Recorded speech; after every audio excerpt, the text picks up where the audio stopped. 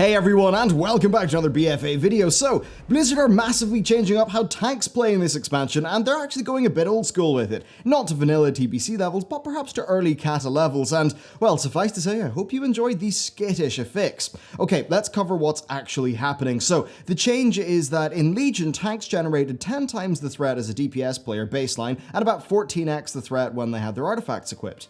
Now, this means a threat in Legion, it just doesn't matter, and I've tanked a decent bit, and I can say that definitely is the case in Legion. BFA is changing things a lot, so tanks are going to have baseline threat generation that is 4 times more than DPS players. So let's run some numbers. A DPS player does 20k damage, right? That'll generate 20k threat. Now, if a tank does 20k damage in BFA, they'll generate 80k threat.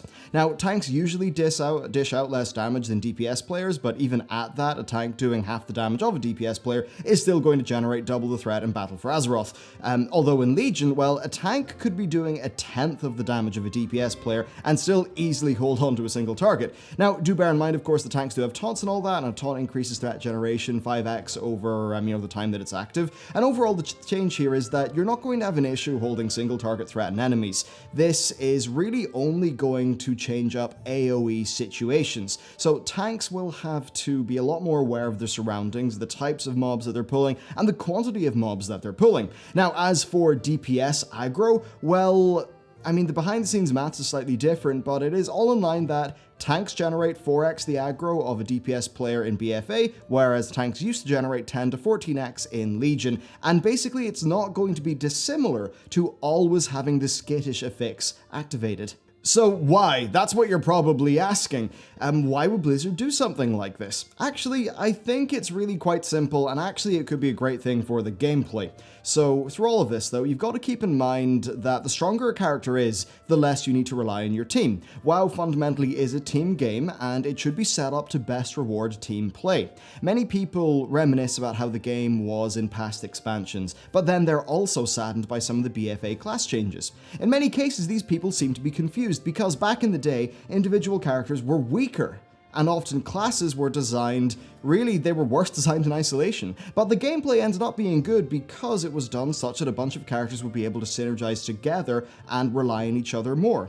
Basically, if everyone is Superman, nothing is scary, but if everyone has a more limited set of strengths, then they can work together and form an effective team in a way that is fun.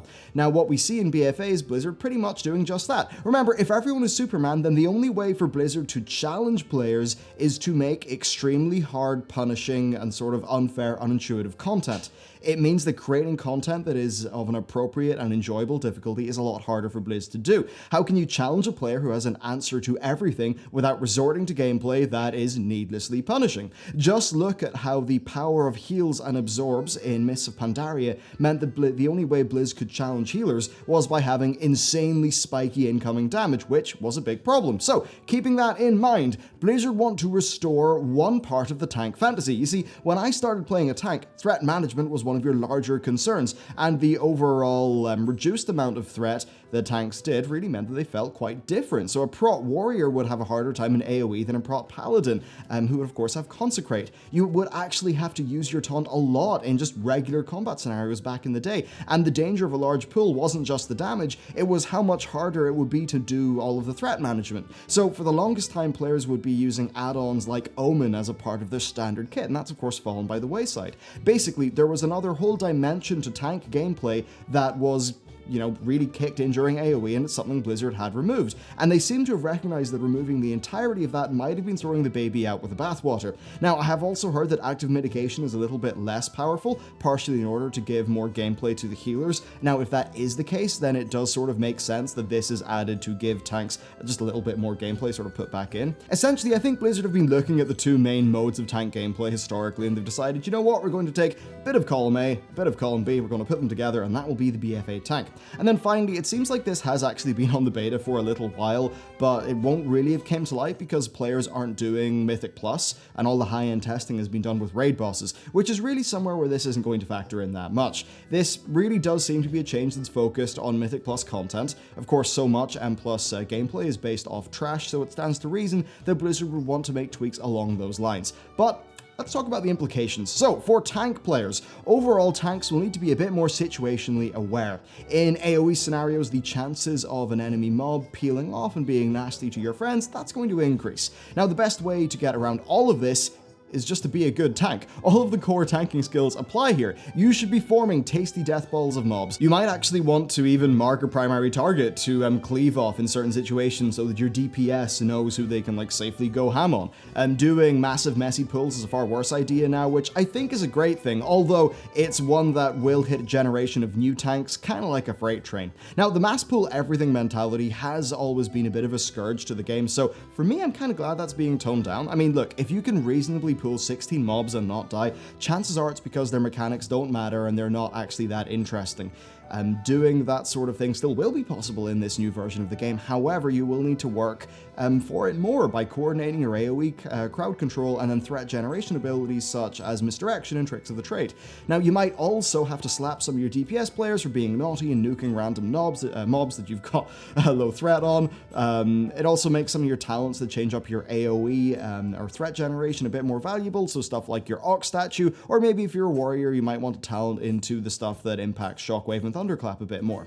Now, bad tanks are probably going to be less carryable by DPS, and having DPS that massively outgears the tank might be a little bit awkward for some threat generation. Overall, though, tank gameplay will be a bit more balanced between the two pillars of survival and mob management.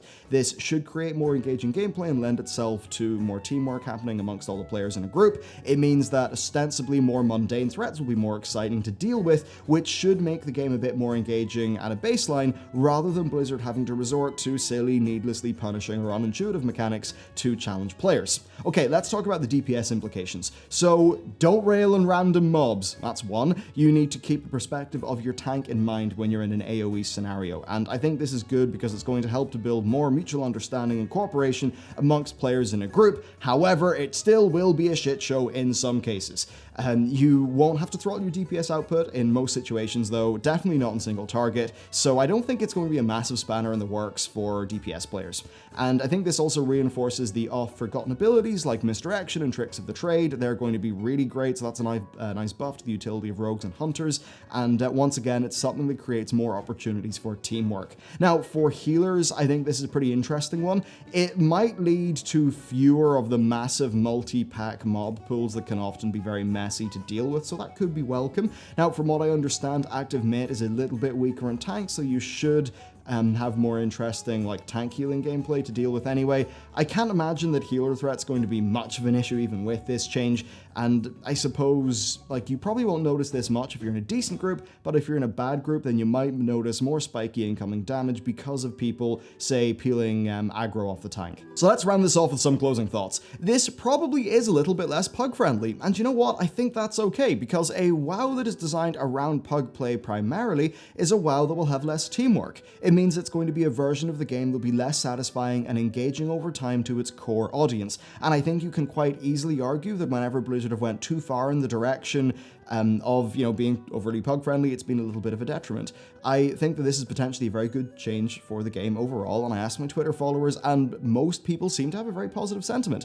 As I mentioned, if everyone is a superhero, then the only way Blizzard can challenge players is by making bizarre, unintuitive, and punishing mechanics, or just plain overtuning things. By making players a bit less OP, Blizzard don't need to resort to the extremes when it comes to creating engaging difficulty, which could result in a more balanced, intuitive, and enjoyable level of challenge in the game. That is, of course, if Blizzard actually makes use of this opportunity. If they do, I think we could be in an absolutely fantastic place. So hopefully they do, and as always, this is on the beta. It could change by the time we hit live, and it's something we're just going to have to monitor. So let me know what you think about all this stuff down in the description. A massive thank you to everyone over on Patreon, and on Patreon, it's one of the last days of this month that you can pick up this month's Patreon poster, and next month's will, you'll see it on the screen. It's pretty damn awesome, so you can check out the Patreon through the link in the description, and other than that, a tremendous thank you to you for watching this video, and I will see you next time.